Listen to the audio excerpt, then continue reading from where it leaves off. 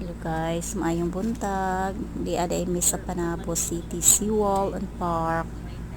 So kining seawall diri guys, nindot kay ni siya pasyalan, nindot kay lakolakawan, mabuntag, pagpahangin, magbike, kay bugnaw ang hangin diri guys. Nindot kay diri mag-relax,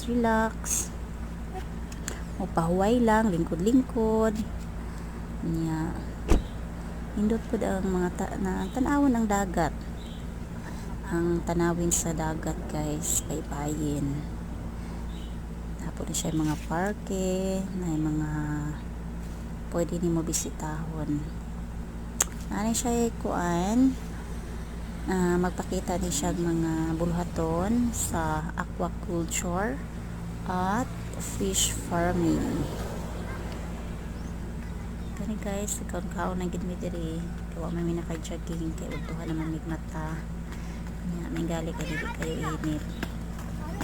Medyo alas 7 na ni.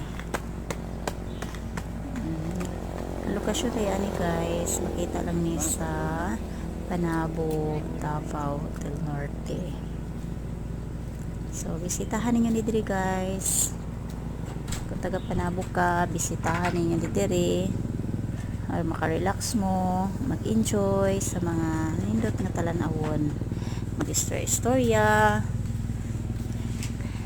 Ang dagat guys, so tanawan ng dagat guys, nindot kayo, linaw kaysa nga tanan.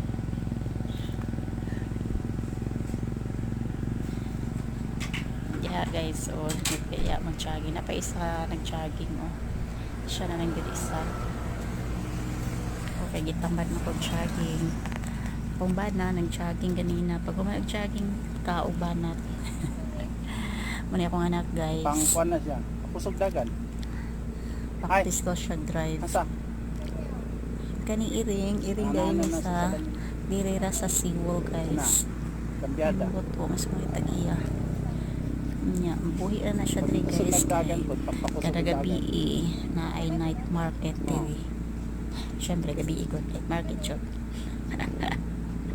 Night market gabi. Okay. Handbrake na siya, handbrake. Pag-i-break naman na siya. Pas mo kay daghan man kaayong mga pagkaon diri, daghan man po kaayo mo dayo diri. Wala pa ko nagkuan. Usog kay na sila pag gabi.